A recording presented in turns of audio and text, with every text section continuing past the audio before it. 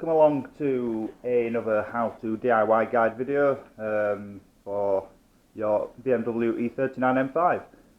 Today's video is going to be wheel alignment and how you can set up your wheel alignment at home using nothing more than a few basic tools and a piece of JavaScript software that's available on the internet, which I'll give you the web address for. It's super simple to do. If you've never done it before, don't worry. This is one of the first times I've done this sort of alignment. Because usually I'd take it to a trusted place with a Hunter laser alignment kit and let them do it for me. But I got sick and tired of technicians saying that's close enough, I can't get it any closer, and basically they just didn't want to spend the time doing the job properly. So I've decided to work out how to do it myself, and if you follow this simple how-to guide, then you'll be able to do it as well. What do we need then to be able to do the job? Well, you've got a few options. For the camber alignment, which you'll want to do initially before you start setting the toe alignment up, you'll want to either purchase a Gunsons camber bar kit, which is about 30 quid, or you can make your own using a piece of 1-inch box section and make a couple of slotted holes in it, then use known length items to make these standoffs, which will sit against the wheel rim, providing these two are the same size at each end. It doesn't really matter what you use, as long as they are absolutely within 0.5 millimeter same size. You'll want a inclinometer, digital one, off eBay. Turn it on, gives you a digital angle, and you can set it to whatever you want. So this is set to find its natural level. If you wanted to find an alternative zero level, you could press the button and it would allow you to choose an alternative zero level as well, just in case your vehicle's not perfectly flat. Steel ruler, pennies from any good engineering shop, decent hand lamp because you're going to be under the car, insulation tape, marker pen, roll of cotton. You can use fishing line. If you've got it, fishing line is brilliant because it's nice and thin and you can get everything absolutely accurate. Cotton, nice and thin, get everything absolutely accurate, but if you nip the line, then it's a lot easier to snap than fishing line. Or alternatively, you can use lasers. Now if you wanted to use lasers, it's a lot quicker to set up. However, using a laser, I've found there's a problem. If I turn the laser line on, you can see that it gives a nice, perfectly vertical beam. But when you put the steel ruler against it, the laser beam is about 3 millimeters wide. So trying to get an accurate reading using the laser beam, whilst it is possible, it's not going to be 100% accurate. But if you just want to use laser beams and you've got a way of working out an accurate way of reading the laser, then so be it. Go for it. What do we do before we do wheel alignment then? We replace all worn, damaged or suspect parts. So on the rear, main subframe bushers, they weren't in a particular bad condition, but they were originals, so may as well change them after 15 years. Rear rose joints, again, these weren't in a particular bad condition. There were no play in them, but they may as well be changed. Front and rear, lower rear arm bushers, they've been changed to polyurethane bushers. Then you've got your upper tie rods, front and rear, they were changed as well because they were pretty damn ruined. On the front, whilst camber isn't adjustable out of the factory on the front side, it doesn't harm to change all the joints, bushings and bearings at front. So you've got your bearing seats, which allows the shock absorber to rotate slightly when you're steering. Upper strut mount, these were the original ones, they don't seem to show any signs of adverse wear. However, if they do wear and the centre sleeve inside the rubber bushing starts to move around, then that'll affect your camber and caster in ways that you don't want, and obviously lead to poor handling, and then spring pads and whatnot. So consumable items, service bits. So once you've replaced all that, and then you can set up your camber and caster and your tow in and tow out. If you're going for adjustable front strut tops from the likes of Denon in America or D2 over here in Europe, then you can set up the camber and caster on them, and it allows you to have a fully adjustable horizontal and forward and rear plane. Then you can set up your camber and caster on the front of your car to exactly how you want. The software which we're going to be using for inputting our calculations and measurements is a bit of JavaScript I found online, and it's called robrobinet.com/DIY alignment calculator. I'll put a link to that in the video, and kudos to the bloke who's written this. It's a fantastic bit of script, and it makes your life so much easier because it does all the complex maths for you. So it asks you to input some basic figures first. So here we've got K, distance between wheel centres. That's your standard wheelbase on your car. If you're unsure about it, then it's in your vehicle user manual. On the E39 M5 it's 2,830 millimetres. It asks you for lengths I and J on the front and rear wheel. Now that is the width of your wheel rim. It is not the width of your wheel rim as per manufacturer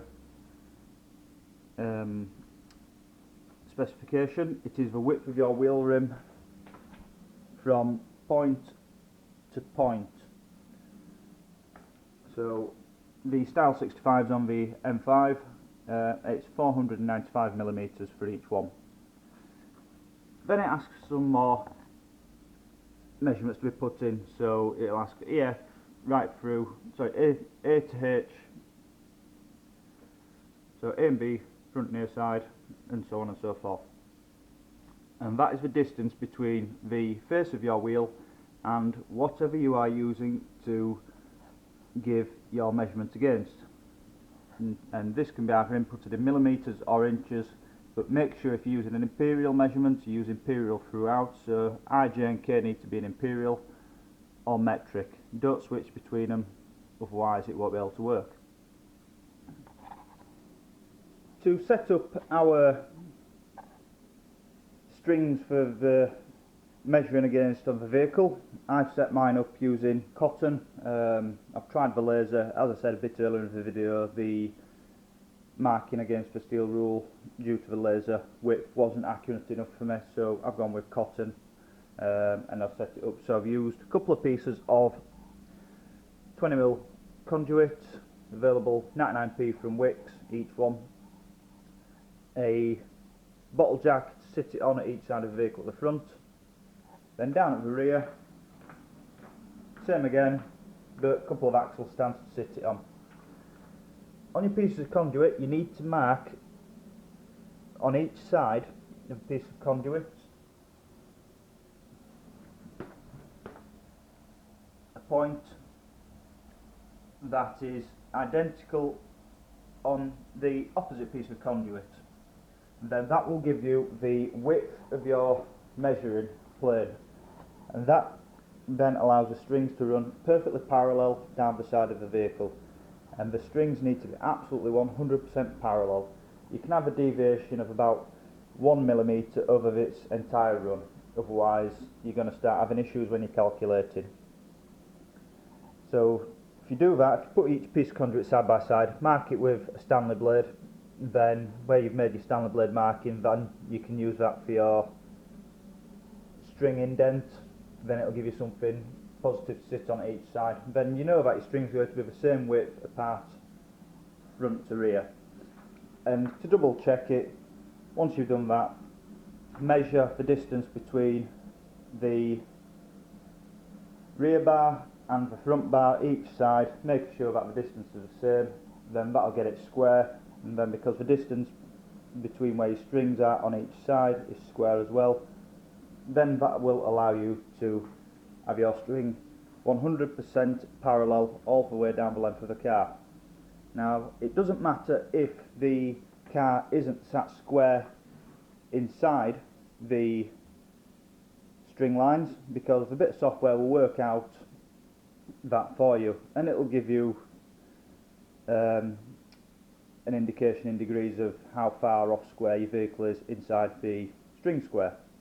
So it doesn't matter if it is or not, because the software works it out for you. Obviously it makes it easier if it is, because it's just nicer, and if you've got a bit of OCD, then you'll like it like that as well. Also, once you've set up the square of your strings, then you will need to make sure that the string is perfectly level with the centre point of the wheel at the front and the centre point of the wheel at the rear. Because when we take as measurements, we're going to be using the outer part of the rim at its centre point. Then this will give us our datum face for making us measurements from, so front and rear. If the string's not centred, then it'll be up or down slightly. Then you're going to get slight deviation in your measurements, and you're not going to get an accurate reading. This is why I've used a bottle jack at the front, because you can adjust it to be absolutely perfect. At the rear, if I had two more bottle jacks, I'd have used them as well, but thankfully the axle stands have been able to provide a perfectly central line for me to work with.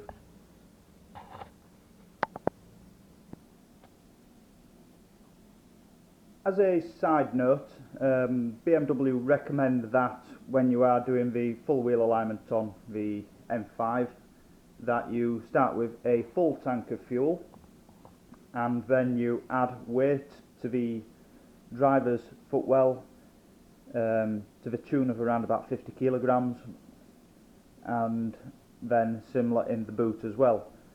That's all good and well if you carry 50 kilos around in your boot at all times.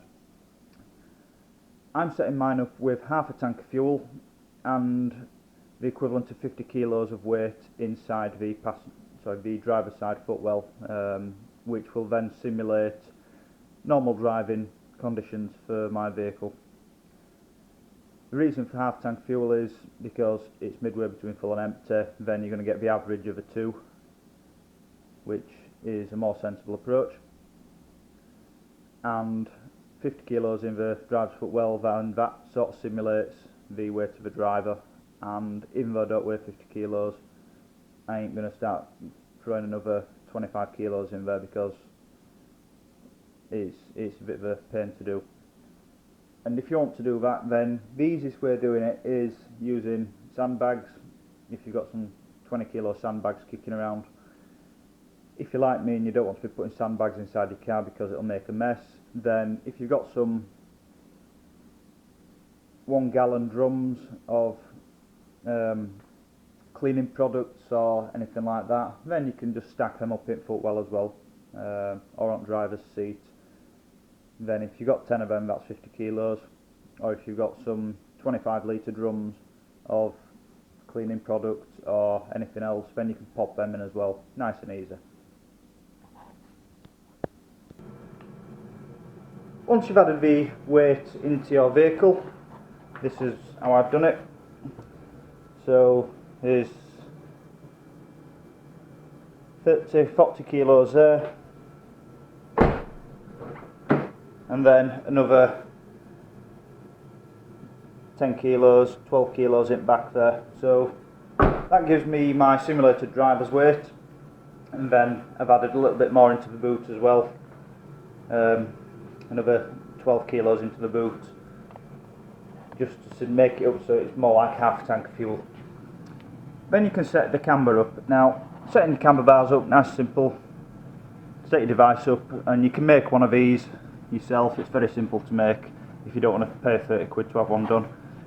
Set it up, lean it against your wheels, put your inclinometer on, making sure that it's perfectly vertical. Press go or turn it on, and then you'll be able to set up your camber. So this is at 88.4 degrees.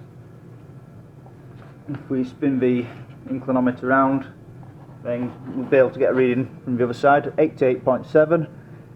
So we'll take an average between the two of them, then that'll give us 1.45 degrees of negative camber, which is within BMW spec. And to adjust the camber on the rear, it is the big bolt here. So you'll need to slacken these off, then adjusting that turns the cam against the subframe mounting, and it will push the lower arm in or out dependent on which way the cam is. Then that will give you your camber adjustment for the rear wheel. Do the same on the other side. Then once you've set the camber up, then you can start measuring up and setting your toe lines up. BMW are very particular in stating that you must set up the rear camber before you adjust the toe, as adjustment of the toe arm will also adjust the camber ever so slightly, and vice versa. So it is a case of trying to find the happy medium between them both. Now that we've measured our lines and made sure that they're still perfectly square, we're able to now take measurements. So from the front wheel, if you rest your steel ruler 90 degrees to the wheel face, then you can read off the string how many millimeters it is from the front wheel. So this one is 83 millimeters on the front part,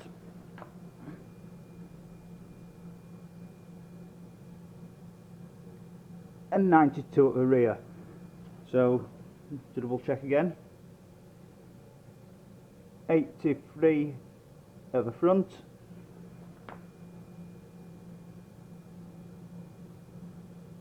92 at the rear. Then you take them numbers and you put them into your software at the corresponding wheel. So we've got 83 at the front, 92 at the rear. Go around your vehicle and do the same for all of your wheels and input each figure to the corresponding wheel, and then once you've done that you'll be able to press calculate. So I'll come back in a second once I've taken measurements of all of it. Now that I've inputted all the measurements from the wheels into the piece of software, it's all in millimeters, I'm working in metric, and then you can press the calculate button and then it will work out the following 5 items. Angle between the chassis centre line and the strings, which is why I explained earlier it doesn't matter if it's perfectly parallel to your vehicle as long as the strings are parallel. The track difference, if you've got a wider rear track over your front track, the M5 does, and it'll tell you in millimeters how wide it is. The total front towing, the total rear tow.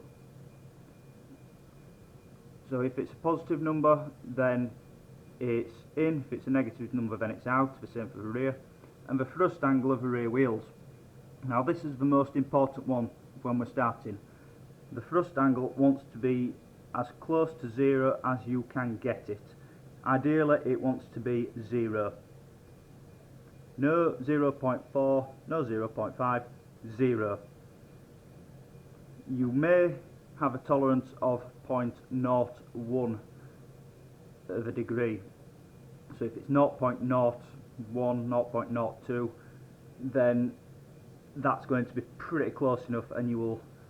And if you get it 0 first time around, then you've done really well. So all my numbers have been inputted. Let's hit calculate. And the thrust angle of the rear wheels, the first most important one, 0.05 degrees. Now, considering I've had all the suspension in bits, and I've just set the camber at the rear. I'm pretty happy with that. Total rear tow is 0.81 degrees. The total front tow is minus 0.69, so the rear's towing in and the front's towing out. The track difference is 40.5 mil, so there's 20 mil wider each side of the rear than the front, and the angle between the chassis and the centre line of string is 0.11 degrees, so it's less than a degree. Now it also gives you the individual wheel settings as well, so near side front's 0.24 toe in, offside front's 0.94 toe out. The rear is 0.45 toe in on the offside rear, and the near side rear is 0.36 toe in. So compare that to the BMW figures. The front axle total tow is 0.1 degree plus or minus 10 minutes for the total tow.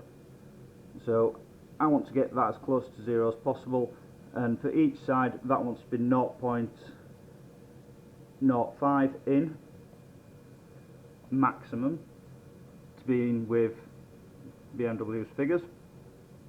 For the rear axle it's the same again.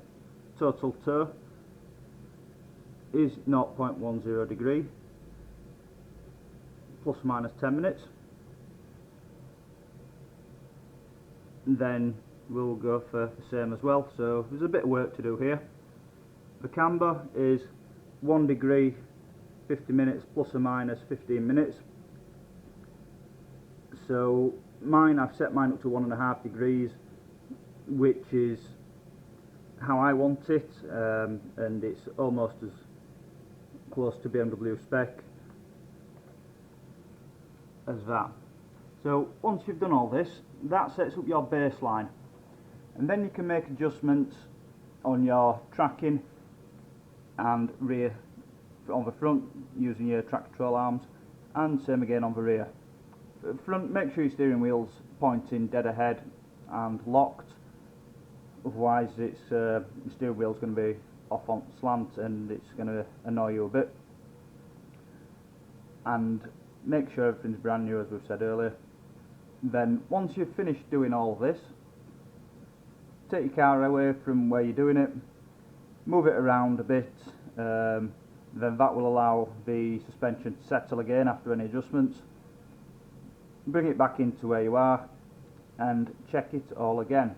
Then that will allow you to get final adjustments and then lock everything up. Once you've made any final adjustments, especially at the rear, use your permanent marker pen to mark on the bolt against the subframe whereabouts it is, so then when you're tightening the nut up on the opposite end of the bolt, then you don't inadvertently move the bolt away from the settings that you've created, otherwise you're going to have to start all over again. So I hope you've found this video helpful, and that's how you can set up your wheel alignment at home for less than 30 quid.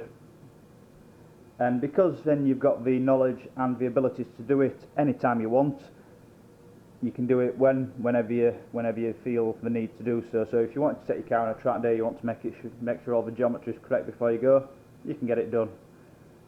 New tyres, check your geometry, because we're out same. So I hope you've enjoyed watching this, and I hope it's been informative. And if it has, then let me know in the comments, and watch out for further videos in the future as we progress on doing various bits and bats within the car. Video which is coming up in the future will be retrofit of the garage door opening system. It came in American cars almost as standard, but here in the UK and EU spec cars it didn't seem to come almost as standard and was quite an expensive option. So I'll be showing you how to retrofit that, and that's a super simple install. And if you like me with an automatic garage door, then it's so much easier. Again, thanks for watching.